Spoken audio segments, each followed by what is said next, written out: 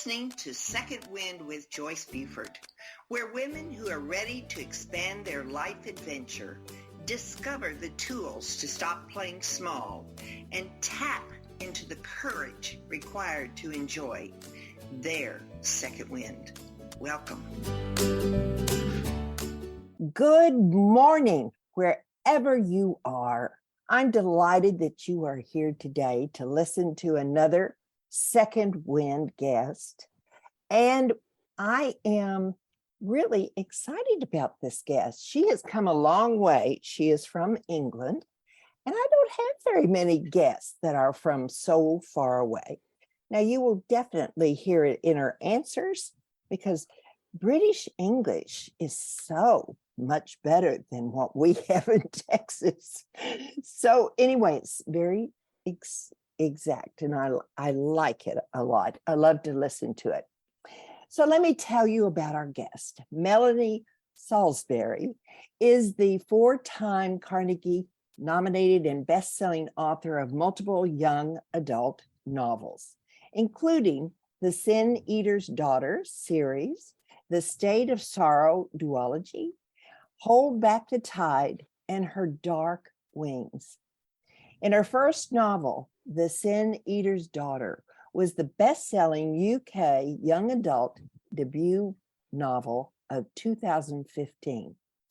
And collectively, her books have been nominated and shortlisted for numerous national and international awards. I could list all of these for you, and those that are familiar with would be so impressed. But I do know that she won the medals in 2016. No, that was the Edgar Award, the 2016, 2019, 2020, 21 Carnegie medals in the Young Adult Library Service Association. I am so impressed. We are going to call Melanie Mel today, with her permission. But I do want to mention that she lives in southeast coast of UK. And although she grew up in a landlocked Coventry, which is smack dab in the middle of the country, it has always been her dream to live at the sea. And she has that option, and it's everything she hoped it would be. She writes full-time, a mixture of young adult fantasy novels and almanacs for city-based people like she used to be. I wanted to write, she says, I wanted to write for people who desperately want to forge a connection with nature, but live in cities or flat shares, which I'm sure that's an English term, and doesn't have easy access to outdoor space.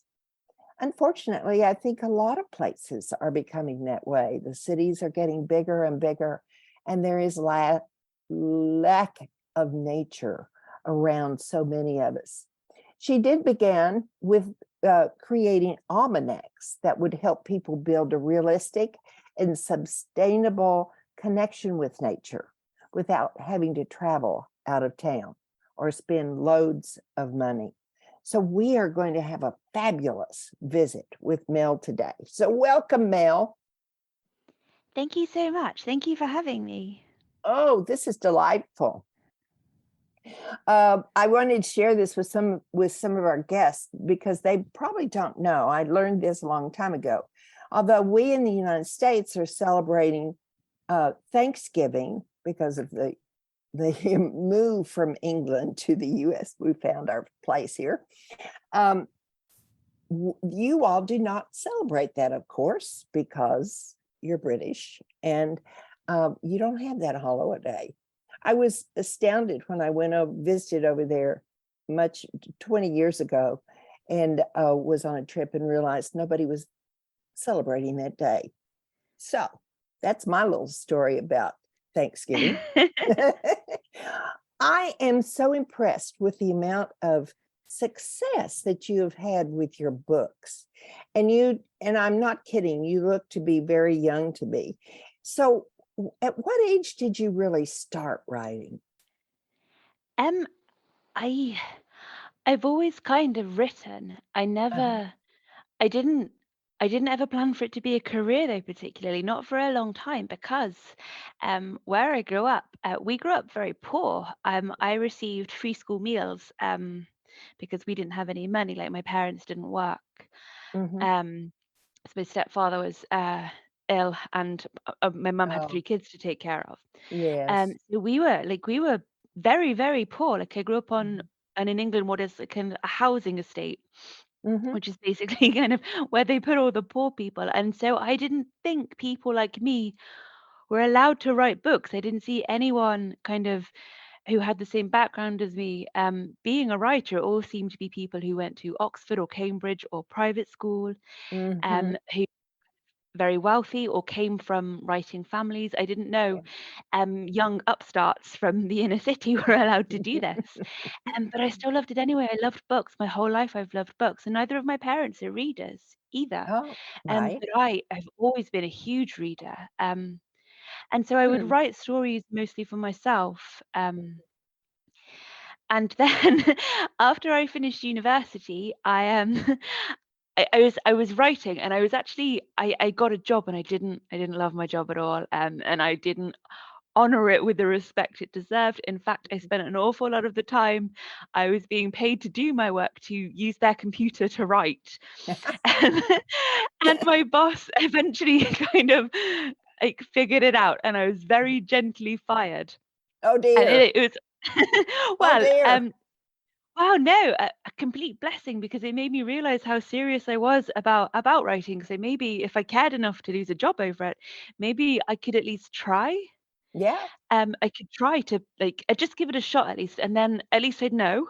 Mm. And so I wrote my first book, and I wrote a middle grade adventure, and it was kind of very based in Arthurian legend. And I Mm-hmm. sent it to the woman who is now my agent, and she came back to say, I like the way you write, but I don't think I can sell the story. Do you have anything else? And Really? while Hmm. I'd been on submission with that book, I'd been writing The Sin Eater's Daughter to keep Uh-huh. myself occupied. So I wasn't just spending all of my time waiting for emails to arrive. And Right. she liked The Sin Eater's Daughter enough to take me on as a client, and then she was able to sell it. And Right. then I was a writer. That was my Uh-huh. career. And then in 2016, it became my full-time job. Well, now I'm still hung up on you were using the computer at your job. So that meant when you were released that you had to go buy a computer, didn't it? I, Or did I you did start writing eventually by get my own hand? computer once I lost access to the free tools. I did eventually go and buy my own. I did have a very clunky old laptop at the time, but it was so slow. Oh, yeah. And obviously the work computers were up to date with all the latest Yes. software. So yeah, Yes. very naughty. I don't recommend that at all. Don't get Oh, fired. oh, I'm sure there's others out there that have done that. We do what we have to do to get our work done and get our We do. dream out there, don't we? Um, you know, I also wondered, if you hadn't had that upbringing with the, restricted living and everything, you maybe wouldn't have. Did you daydream a lot? I mean, I would think maybe you would have to help you create these stories. Do you know if that helped you? Oh, absolutely. I'm a terrible daydreamer. I still do it now. I play a game in my head, and it's called the What If game. And it's where I take what could be a relatively normal thing, and then I say, what if this would happen? And so often they turn into story ideas. Um, Uh-huh. so yeah, Yeah. like daydreaming is a huge part. And I daydreamed about being a writer, but it didn't feel realistic or possible at all until I committed to the dream. Mhm. If I'd maybe done it sooner, there's a lesson there, I think, for everyone, that if you believe in Mhm. something and you want it badly enough, you have to try to find a way to make it happen. Yes, yes. Now, is your what it is the are you still with your original agent? Yes, yeah, we've been together for uh 10 years next August. Oh my goodness. Claire Yeah, we were both Wilson. surprised to realize that too. How time flies when you're having successes like you've had. Really great successes. Um, you have a total of how many books now? I have 7 YA novels, one novel that I worked on collaboratively with other authors, and then the 2 almanacs. So I Yeah. think that brings me up to 10, I think. So wow, a book a year. Hmm. So I think it's kind of interesting and want to know how you came about. I know you said the almanac is so different from what you originally started writing. And so why did you pick up on that and begin writing almanacs? It kind of started out as a personal project. So I talk about it a little in the opening of the almanac. But when I Mhm. was a kid, I was that weird kid who was super, as well as reading, nature was the other thing that I was really into. Like I learned all the Latin names of all of the kind of British wildlife. And I would Oh, go out and I would, I know, I didn't really have any friends. The animals okay. are my friends. And I learned kind of what their scat looked like and what their tracks looked like, and I would go out trying to find them. And I think as I got older, as I think this happens to most people, you kind of lose touch with the things that kind of bring you peace and bring you joy Uh-huh. because real life gets in the way, like things Yeah. like taxes and paying rent and paying bills and not getting fired from your job. All of these things Yes. become incredibly important, and you lose and I think it's easier to lose things you love. And so I realized I'd lost this kind of deep abiding love for nature that I'd had like my whole life, Uh-huh. and it made me really sad. And so I decided to try, like personally, to try and find my way back to it, Mhm. especially thinking about all the things that are going on with the climate at the moment and Oh, yes. biodiversity loss. Just so much of Mhm. what I loved as a child has already been lost. Like I used to see hedgehogs all the time, and now they're like a Mm. little British animal that's very spiky and cute. But there's almost no population anymore, Yes. and that's in my Mhm. lifetime. Mhm. And so I started finding my way back into it. And that personal journey, it wasn't going to be a book. Actually, what I was going to do was self-publish zines, which, for anyone who doesn't know, are little paper, homemade, very kind of rustic magazines Mm. that you Mhm. write yourself. And I was Mhm. going to do that and just publish once a month, and post them out to anyone who wanted them. It's something I Mhm. started kind of doing at the beginning of the pandemic because I wasn't getting out meeting readers anymore, and I had Yes. I wanted to occupy myself. I Mhm. started writing these zines, and so the original idea was to do that and just send out one a month. And then I saw a tweet from Ella, who became the editor on the Almanacs, and she just joined Watkins and was looking to grow her list. And I was Mhm. like, oh, maybe actually the zine thing would work as a book. So I opened a spreadsheet and I figured out how much it would cost me to do it myself, and realized it would be much better if I just got someone else to pay me to do it. So Uh-huh. I pitched the idea at Ella, who liked it, and she had some ideas of her own for stuff to add. Mhm. So I think the interviews and the book club aspect of the almanacs were very much her idea, and I Uh-huh. really liked those too. And so we did You did it. We did it. it. Oh, great. So have you found that so they've been a big hit in England or all over? Because your books go everywhere. They do. I think the almanacs are, I think, just the US and the UK for now. Maybe Australia, Mhm. Mhm. I think. Yeah, maybe. Australia is very much like Texas. Not that we sit on the water, but just the people, and I felt very at home there when we went there. But um, so you told me that what I call was a defining moment when you moved from the being surrounded to the beach and realized that people don't have um, they've disconnected from nature. And I can't, for me, I know I would be pretty severely um, confronted by that because I live in a small town, and so we have nature all around us. I walk out and have a yard, and I have a dog, and all those things. So, what is the how have you, through your almanacs, I think that's where you would do it. How have you allowed people to start doing simple things like growing things on their patios and windowsills and things like that? Isn't that part of your almanacs or not? Yes, it is. It very much is. And that was, I think, the root of the idea, as well as the getting back to nature, the Yeah. idea of trying to make it accessible to other people. Because I think, as I was saying about how our lives change and grow and our responsibilities change and grow, we Mhm.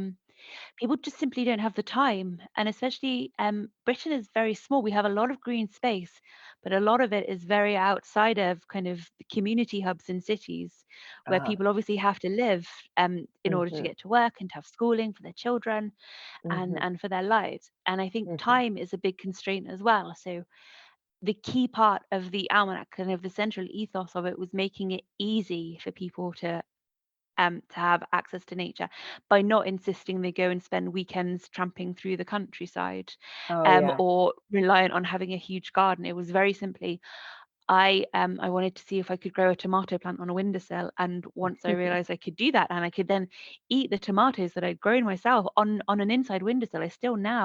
I live in an apartment, so I don't have outside space. Everything I grow every year is on windowsills. So I'm talking So from you're experience. talking Like, about inside. You're uh-huh, growing those inside, inside your apartment. inside. Well, the great thing about Oh, tomatoes is they don't need to be pollinated. They kind of self-pollinate, and you can tap the flowers to encourage them to do it. They don't need access to bees or butterflies or anything like that. So anything that kind of self-pollinates, you can grow inside. oh, well, I didn't know that. I mean, I didn't until I tried it. And I have had disasters because of it. I tried to grow cucamelons, which are very tiny fruit, but they do need pollinators. And after I realized I had to get a paintbrush and try to Uh-huh. cross-pollinate them myself, but it didn't work. So I don't recommend growing those inside. Oh my. Oh, okay. So in difference, I'm thinking of apartment living, and I'm thinking of our apartments. So every one of our apartments usually have a little patio, but you don't have that in the UK. No, we don't. We don't really have the space for it here. I have my apartment. What I do have is the downstairs apartment's bay window that I can put plant pots on outside. So I have Mhm. grown salad leaves outside on top of their windowsill. And I've seen a few other people when I've been out and about who've done a similar thing. Uh-huh. So it's making use of what you have and adapting it to suit the circumstances as best you can. But just to prove that you can bring nature into your home, into your life, Mhm. even if all you have is a windowsill. You need a windowsill, a pot, some dirt, and some seeds, and you can do Mhm. it too. Mhm. Uh, are you limited as to what? Yes, you would be. You're limited to what you can grow inside. Yeah, yeah, I can't really feed myself doing it. I grow herbs, I grow little chilies, Uh-huh. and I grow tomatoes, and they're all miniature varieties. So I buy like cherry tomato bushes, Mhm. Mhm. kind of hybrids that have been designed to be grown in pots on patios, funnily Mm, enough. Um, mm. so yeah, like I can grow salad leaves on in the troughs on the windowsill. But yeah, I couldn't feed myself entirely. I can't grow potatoes or Mm, anything that climbs squashes or anything like that. But yeah. it's not necessarily about doing that so much as it's a way of getting my hands in the dirt in a kind of a really accessible and gentle and easy way. Mhm. Mhm. Yeah, right. Now, I noticed that when I was researching you, I went to your website, which is Melanie Melinda Salisbury.com. How'd I do on that? Um, That's perfect. she gave me a lesson on how to say her name, only because I asked for it, because I knew in Texas we'd be saying it differently. So anyway, that on her website, I was so impressed by seeing what she had done and how she had developed over the years, and also um, I also Googled some other things because you'd use some letters that I wasn't aware with of like YALSA, which is Young Adult Library Service Association.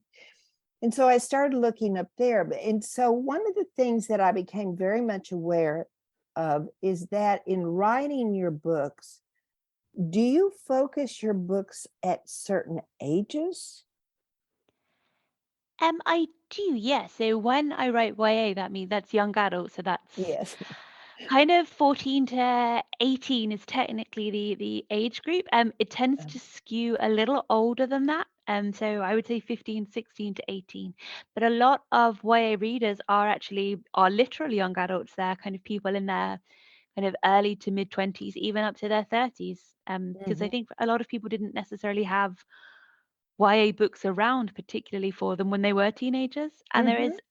there's a real joy, I think, in YA books, no matter what age you are, because there's a lot of hope, and these are stories about people experiencing things for the first time, like Mhm. falling in love, kind of growing up, like confronting really big issues for the first time. And I think people like to read about that kind of Mhm. thing. I think it's, and I think it's nice. I think I don't particularly want to read books by where the characters are all jaded and and a bit over life. I want to Right. read books where people are still joyful and still Mhm. exploring the world and kind of growing, because I think again we stop growing as we get older emotionally, I think, because we get so caught up in the kind of minutiae of being an adult, the kind of the day to day and the little tasks we have to do. And I think often they stop us from growing spiritually and growing Mhm. emotionally because we stop seeking out things like nature or art or new books or music, all those little things that help us expand and get better as people. And so I like Yes. writing books for Yeah. people who are looking for that experience still, whether that's because they're at the right age for it or whether it's because they're a little older and they're still curious. Yes. So your books range from what age to what age? Ooh, Average. Just give me a guess. 15 up to 18 as a rule, I think. Oh, okay. Um, well, like the very well, there was one that was prior to this one, but the Sin Eater's Daughter, Mm. the Sleeping Prince, the Scarecrow Queen, and the Heart Collector.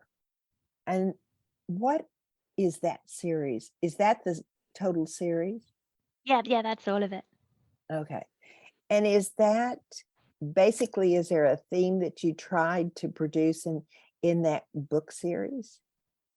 Um, it's very much about someone who is growing up and growing into themselves. So it starts with a girl called Twilla, who is Uh-huh. 16 years old, and she has led an incredibly sheltered, very limited and controlled life. And Uh-huh. she has not particularly questioned that because it's what she knows. Right. And then she meets someone from outside of her sphere of what she knows, and their way of living and thinking and speaking and their values are so different to anything else she's ever known, and she kind of Mhm.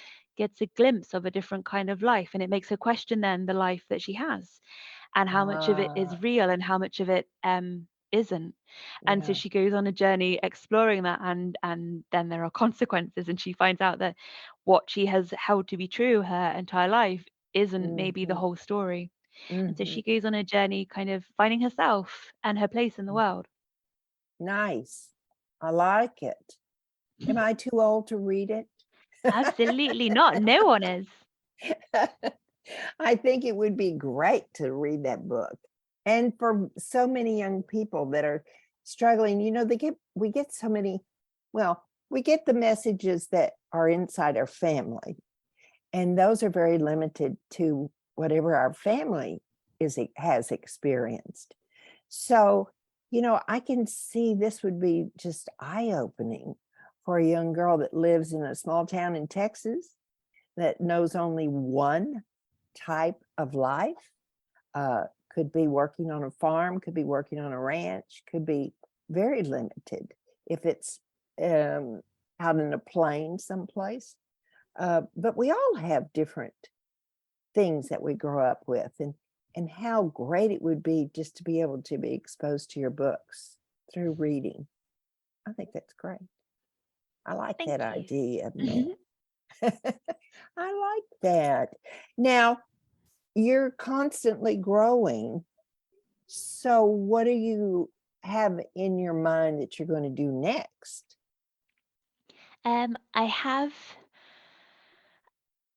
I have another YA book that I'm working on right now, which has sold to my publisher already. So I can't speak about it yet because it isn't announced.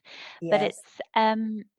it's kind of more of a folk horror, so more like Hold Back the Tide than any of my other books. It's got more horror elements, but Oh, it's still very much kind of my remit, which is kind of young girls, young women discovering their place in the world and who they are and who mhm, they want to be, and kind of working towards becoming that. So that's done. right. I've just sold a short story to an anthology, which I also can't talk about. This is the super annoying thing about publishing. Everything's a secret until it isn't. That's Um, fine. But you have that's so those two, Hold Back the Tide and Her Dark Wings. Tell me, those are a mhm. little of the horror that you mentioned. Yes, Hold Back the Tide is absolutely horror, Oh, because because it pivots to horror very quickly. You think at the opening you're getting one kind of story, and then I think about the 30% mark, you realize you're getting a very different kind of story. So it's hard to talk about without spoiling it, oh, and I yeah, wouldn't want to steal the surprise no, from anyone. But yeah. it isn't at all what it appears to be on the surface. So why did you make that decision to sort of change direction with your books? Just to have Um, variety, or was there heavier thinking than that? I don't like to repeat myself creatively. I think I Ah, put so much of myself into every single book I write that by the mhm, time I've finished it, I'm very much finished with it. I've told the story I wanted to tell. I've uh-huh, always said if ever I had a film or a television deal, I wouldn't necessarily need to be involved in kind of the writing of it because I've told my version that mhm, exists absolutely on my mhm, terms. mhm, And I always want to be trying new things and moving in new directions. And maybe someday I'll settle and I'll find a niche that I really, really want to stick with. But right, so far, I just tell the stories that come to me and that I think I can do justice to. yeah, mhm, yeah. Well, how has life changed for your family? I know with all this wonderful success that you've probably shared that with your family. I Are they? haven't. We don't have a relationship. Oh, you don't? We don't. Well, that happens. You know, that happens. Yeah. I'm not. We're not compatible people. Just in Ah, terms of values and yes, things we yeah. believe in and hopes we have. And there came a point where it felt like the healthiest thing for all of us is if we just didn't Parted. have a relationship. I think sometimes you can try to force it to happen, and you can Yeah, people yeah, just end up getting hurt. And if they were, I've always said to myself, if they were anyone else in the world, I wouldn't force myself to have this relationship. I would let it go. And yeah, I'm not sure that family is a big enough reason to stay in a situation that isn't healthy for you. And it's sad. I yeah. miss out on a lot of things. Um, Thanksgiving. well, I'm very lucky that I built a family of Uh, incredible people around the world. So we always have yes. somewhere to go. Like I go to Germany every year for Christmas to stay with Oh, wonderful. the family I have insinuated myself with there, who have adopted me quite eagerly, it seems. So I go there. I go there a few times a year to see them. I have people in Scotland. I have people in Wales. I'm incredibly fortunate. I have a great support network. It's Oh, just not made up of people whom I share blood with. last year I have to share this. I watched a series that was on Netflix. So one day we'll probably watch something of yours. And I decided I wanted to go to Scotland, while we were in pandemic, all closed up in our houses. So I went to Scotland. So I, through that adventure on Netflix, I decided to go to Scotland and had a wonderful time. Such a beautiful country. Such a beautiful country. It is. It's one of my favorite places in the world, and I think where I will move to next. Oh, good. I think I quite like a little life in Scotland. Oh, yes. Now, can you speak their brogue?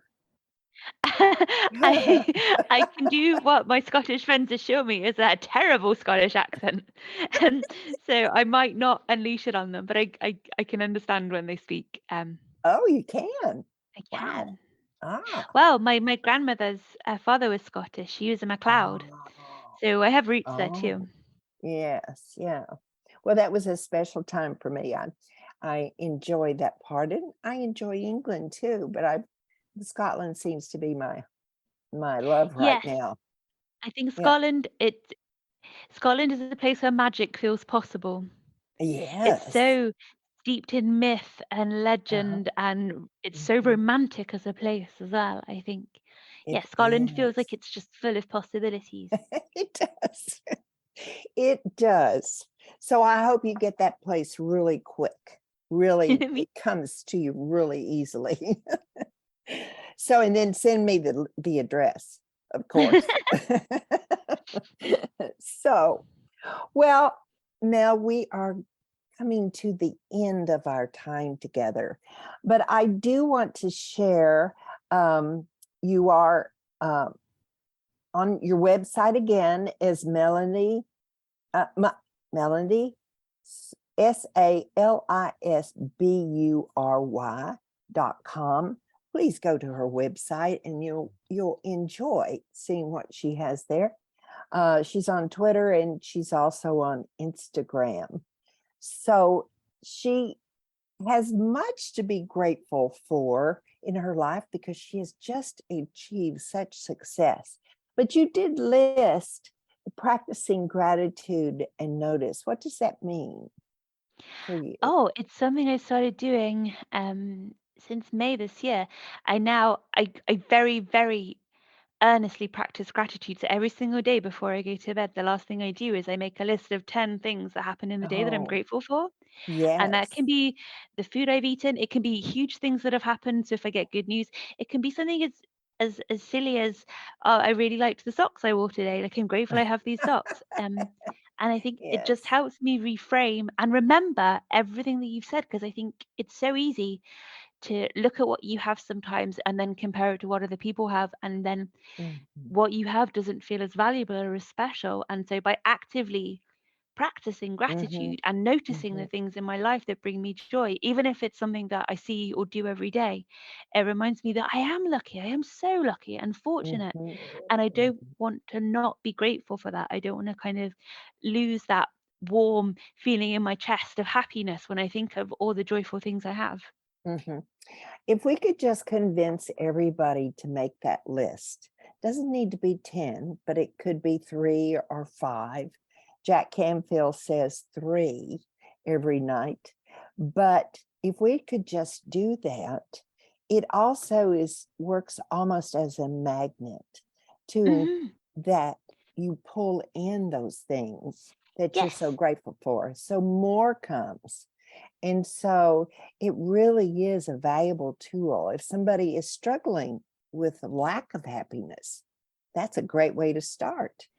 I it is mean, exactly. Thoughts become things. You can mhm, manifest things in your life by mhm, by resonating on the same level as the things you want. And that means if happiness is what you want, you have to practice being happy. mhm. Even if you're faking it till you make it, as long as you put in the effort, it will happen. Yes, Like right. you you reap what you sow. It grows because you tend it. And other Yes. gardening analogies. Yes, you're sowing, you're planting, aren't you? Planting Mm. thoughts.